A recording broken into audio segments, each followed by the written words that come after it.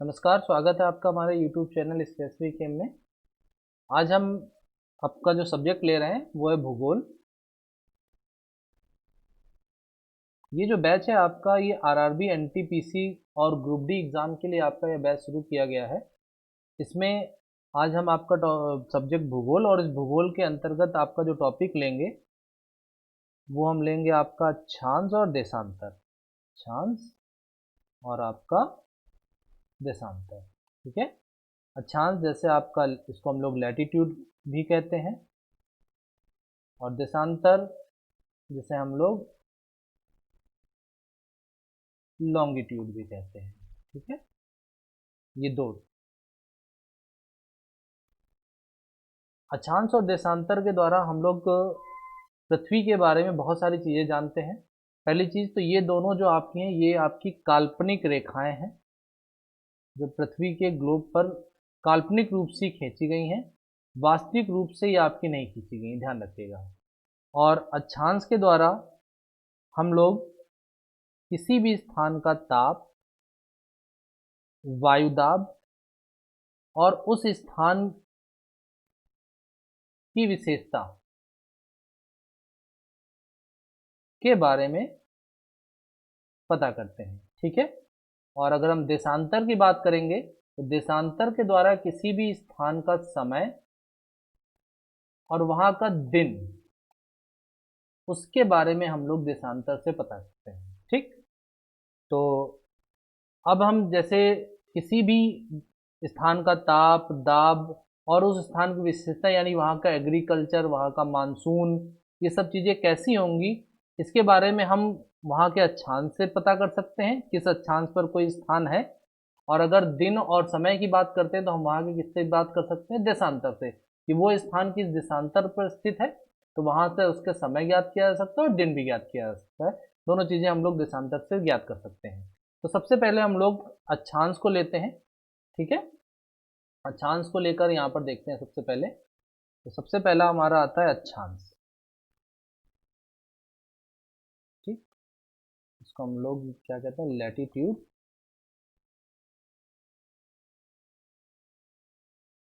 हमने कहा पृथ्वी के ग्लोब पर काल्पनिक रूप से खींची गई रेखाएं अक्षांश और देशांतर है। और अक्षांश रेखाएं कैसे खींची जाती हैं वो देखते हैं हम लोग यहाँ पर। जैसे हमारा ये ग्लोब ले लें अगर हम लोग पृथ्वी का, इसको अगर हम लोग ऐसे बना लें, ऐसे ही है, ठीक है, मान लेते हैं इसको। तो अक्षांश अगर हम कहेंगे तो अक्षांश हमारा खींचा जाता है कैसे, पश्चिम से पूर्व की ओर। पश्चिम से पूर्व की ओर खींचा जाता है, ऐसे ध्यान रखिएगा, पश्चिम से पूर्व की ओर खींचा जाता है पृथ्वी के ग्लोब पर। पश्चिम से पूर्व की ओर ये खींचा जाता है आपका अक्षांश, ठीक है। और अक्षांश क्या करता है, ये समांतर रेखाएं होती हैं, और ये जो आपकी हमने बीचों बीच जो रेखा खींची हुई है, इस अक्षांश को हम लोग किस नाम से जानते हैं, इस अक्षांश को हम लोग 0 डिग्री अक्षांश कहते हैं, ठीक। और इस 0 डिग्री अक्षांश को हम लोग क्या कहते हैं, भूमध्य रेखा, या फिर इसको हम लोग विषुवत रेखा के नाम से भी जानते हैं, जिसको इंग्लिश में इक्वेटर कहते हैं, इक्वेटर, ठीक है, ये कहा जाता है। और ये 0 डिग्री अक्षांश पृथ्वी को दो भागों में बांटता है, जिसे हम लोग उत्तरी गोलार्ध और इस वाले भाग को हम लोग दक्षिणी गोलार्ध। इंग्लिश में अगर हम लोग कहेंगे तो इसे हम लोग कहते हैं नॉर्दर्न हेमिस्फेयर,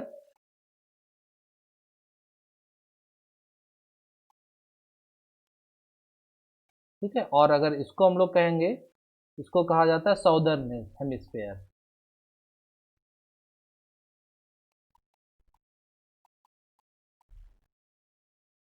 ठीक है। तो ये दो भागों में पृथ्वी को बांटता है, उत्तरी गोलार्ध और दक्षिणी गोलार्ध। और जो हमारी अक्षांश रेखाएं खींची जाती हैं, जैसे ये हमारी अक्षांश रेखाएं, एक और इस तरह से हम लोग उत्तर की ओर ऐसे बढ़ते जाते हैं, और बढ़ते बढ़ते बढ़ते बढ़ते हमारा जो ये जो पॉइंट आता है, ये सबसे उत्तरी पॉइंट, ये एक आता है आपका 90 डिग्री उत्तरी अक्षांश, ठीक है। और अगर नीचे आते हैं हम लोग, तो ऐसे अगर नीचे आते जाएंगे तो हम लोगों का एक आता है, यहाँ पर आएगा 90 डिग्री दक्षिणी अक्षांश। ठीक, ये आता है आपका इस तरह से। और हमारे ये जो दो अक्षांशों के बीच की दूरी, जैसे अगर आप 0 से 1 डिग्री जाएंगे उत्तर या दक्षिण किसी भी तरफ, तो दो अक्षांशों के जो बीच की दूरी होती है वो होती 111.13 किलोमीटर। ये ध्यान रखिएगा, ये पूछा भी जाता है 111.13 किलोमीटर। ये दो अक्षांशों के बीच की दूरी कहलाती है, और इस दूरी को भी हम लोग एक नाम देते हैं। इस दूरी को हम लोग कहते हैं गोन। दो अक्षांशों के बीच की दूरी को क्या कहा जाता है? गोन कहा जाता है। ठीक है। अब अगर देखें हम लोग यहाँ पर 0 से 90 डिग्री उत्तर की ओर भी जाता है और 0 से 90 डिग्री दक्षिण की ओर भी जाता है। तो अगर हम टोटल अक्षांश रेखाओं की संख्या देखेंगे, कुल अक्षांश रेखाएं, कुल अक्षांश रेखाएं, ठीक। तो यहाँ ये ध्यान रखिएगा, टोटल अक्षांश रेखाएं कितनी होती हैं आपकी? 181, क्योंकि 90 90, तो ये टोटल आपका 180 हो जाएगा। और एक रेखा आपकी 0 डिग्री वाली, ये जो जा रही है आपकी ये वाली, तो 0 डिग्री अक्षांश 90 और 90 मिलकर टोटल कितने हो जाएंगे आपके? 181 अक्षांश आपके टोटल होंगे। और ये 181 अक्षांश के द्वारा हम लोग अब पृथ्वी को अलग अलग भागों में बांटते हैं। उसको हम अगले पेज में देखें। अगर हम लोग, जैसे हमने यहाँ पर पूरा आपका एक ग्लोब बनाया फिर से एक बार, ठीक है, और इसको हमने रखा क्या? ये 0 डिग्री अक्षांश जो पृथ्वी को दो भागों में बांटता है। ठीक। अब हमने क्या बताया था आपको शुरुआत में कि अक्षांश क्या करता है? पृथ्वी को अलग अलग भागों में बांटते हैं, जैसे ताप के आधार पर, ठीक है, या फिर आपका दाब के आधार पर। अगर इसको हम लोग देखें, ताप और दाब के आधार पर पृथ्वी को कौन कौन सी रेखा बांटती है आपकी? अक्षांश। ये ध्यान रखिएगा। ठीक। तो पृथ्वी को अगर आप टेम्परेचर जोन और प्रेशर जोन के हिसाब से अगर आप देखेंगे, तो पृथ्वी को 5 ताप कटिबंधों और 7 वायुदाब कटिबंधों में बांटा गया है। ठीक है। अगर हम यहाँ पर सबसे पहले ताप कटिबंधों की बात करते हैं, तो ताप कटिबंधों में 5 भाग आते हैं जो महत्वपूर्ण है सबसे ज्यादा। तो यहाँ ध्यान रखिएगा, जो आपके 5 ताप कटिबंध, या इसको हम लोग सर्किल भी कह सकते हैं, या वृत्त भी कह सकते हैं, या फिर इसे हम लोग कटिबंध भी कह सकते हैं, या जोन भी कहा जा सकता है इसको हम लोग। तो इसको अगर हम लोग देखेंगे तो हमारे कुछ महत्वपूर्ण अक्षांश आते हैं। जैसे अब आपका सबसे पहले आता है कौन सा? एक आपका आता है, इसको अगर हम देखेंगे, सबसे पहले आपका एक ही आपका, इसको अगर हम रेखाओं के हिसाब से देखें, एक ही आपका, ठीक है, ये आपका 23.5 डिग्री उत्तरी अक्षांश, ठीक। और ये 23.5 डिग्री, इसको हम लोग कहते हैं दक्षिणी अक्षांश, ठीक, ये आपका। और फिर आपका एक अक्षांश आता है 66.5 डिग्री उत्तरी अक्षांश, और ये आपका 90 डिग्री जो आपका उत्तरी अक्षांश। फिर अगर यहाँ पर हम लोग जाएंगे, यहाँ पर एक और आपका महत्वपूर्ण अक्षांश आता है 66.5 डिग्री दक्षिणी अक्षांश, ठीक है। और ये वाला जो आपका आएगा, इसे हम लोग क्या कहते हैं? 90 डिग्री दक्षिणी अक्षांश, ठीक। ये आपका 90 डिग्री दक्षिणी अक्षांश, ठीक है। और ये 90 डिग्री आपका उत्तरी अक्षांश, ठीक है, ये आपकी। तो अब देखते हैं, अगर हमने क्या बोला, ताप के आधार पर कितने कटिबंध बांटे गए आपके? 5 कटिबंध या 5 जोन आपके बांटे गए ताप के आधार पर। सबसे पहले अगर हम आते हैं 0 से 23.5 उत्तर और 0 से 23.5 दक्षिण, ठीक है, ये वाला जो पार्ट आएगा, ये ध्यान रखिएगा, ये वाला पार्ट, ये वाला जो पूरा पार्ट आता है, इसको हमने क्या बताया था, विषुवत रेखा या भूमध्य रेखा, इस 0 डिग्री अक्षांश को। इस पूरे सर्किल को हम लोग कहते हैं क्या, ध्यान रखिएगा, इसको बोला जाता है विषुवत वृत्त। ठीक है, विषुवत वृत्त बोला जाता है इसको। ठीक, ये वाला पूरा आपका इस, और ये हमारा जो भाग कहलाता है, अगर ताप के आधार पर देखेंगे तो ताप के आधार पर इसे हम लोग क्या कहते हैं, इसे हम लोग कहते हैं उष्ण कटिबंधीय, इसको कहा जाता है उष्ण कटिबंध। ध्यान रखिएगा, 0 से 23.5 उत्तर और 0 से 23.5 दक्षिण, ये पूरा पार्ट, ये वाला पूरा पार्ट, ये पूरा पार्ट हमारा क्या कहलाता है, उष्ण कटिबंध। उष्ण का मतलब गर्म, ठीक है, यानी हमारी पृथ्वी का जो सबसे गर्म क्षेत्र है वो कौन सा क्षेत्र होगा, 0 से 23.5 उत्तर और 0 से 23.5 दक्षिण। ये किस आधार पर आता है, तो ये अभी हम आपको आगे बताएंगे किस आधार पर आता है। अभी फिलहाल आपको हम टाइम जोन, सॉरी ताप टेम्परेचर जोन के बारे में आपको हम बता रहे हैं यहाँ पर कि आपके कौन कौन से टेम्परेचर जोन क्या कहलाते हैं। ये हमारा सूर्य जब आपके लंबवत पड़ता है कहीं कहीं पर, तो उस जगह पर आपका टेम्परेचर अलग अलग पड़ता है, क्योंकि हमारी पृथ्वी क्या है, ये 23.5 डिग्री झुकी हुई है, जिसके कारण हमारे अलग अलग स्थानों पर अलग अलग टेम्परेचर आपके पड़ते हैं। ठीक है, इसके बारे में हम आपको बाद में बताएंगे। अभी फिलहाल आपको हम क्या बता रहे हैं, अक्षांश के आधार पर हम लोग क्या बताने जा रहे हैं, ताप कटिबंध या टेम्परेचर जोन के बारे में। तो हमारा सबसे गर्म क्षेत्र कौन सा है, उष्ण कटिबंध क्षेत्र।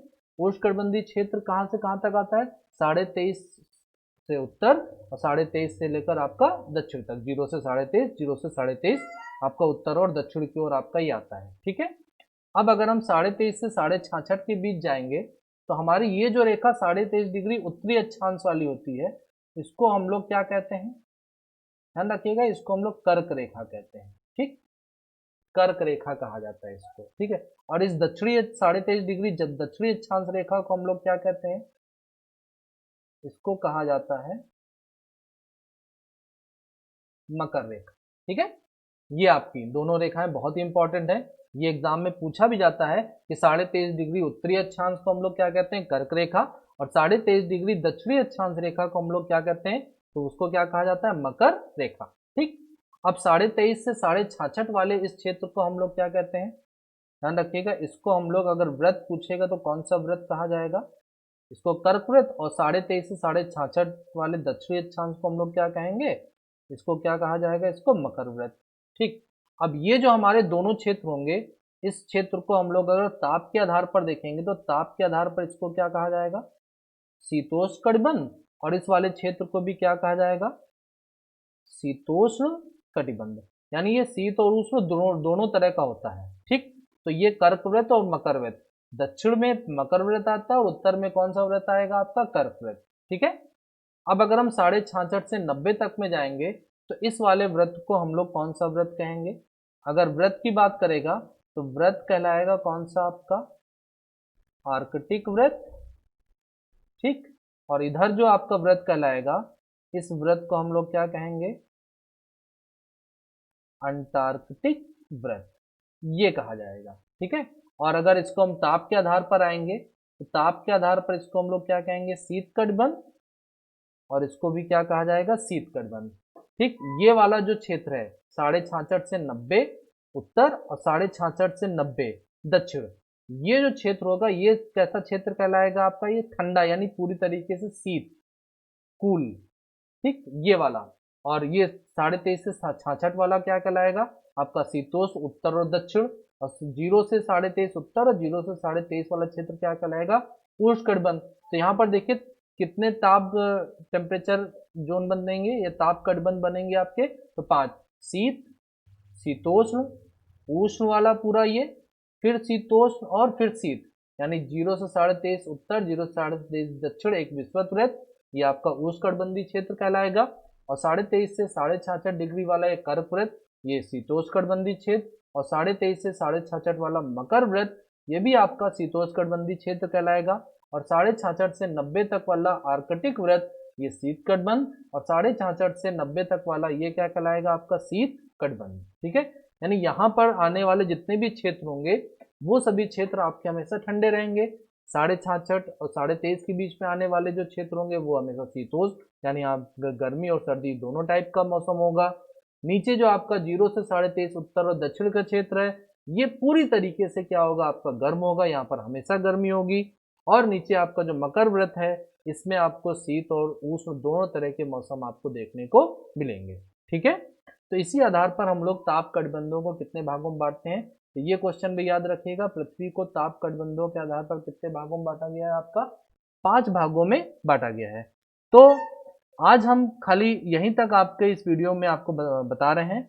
आगे कल आपकी लाइव क्लास जो चलेगी उसमें हम आपको आगे इसी अक्षांश के बारे में बताएंगे। बहुत सारे क्वेश्चन इंपॉर्टेंट हैं आपके, ध्यान रखिएगा। इसी से ही आपके बहुत सारे क्वेश्चन बनते हैं जो आपको हमने बताए भी हैं, और कल फिर आपको इसी के आगे बताएंगे कैसे कैसे क्वेश्चन आपके बनेंगे। तो साथियों, बहुत बहुत धन्यवाद आपका।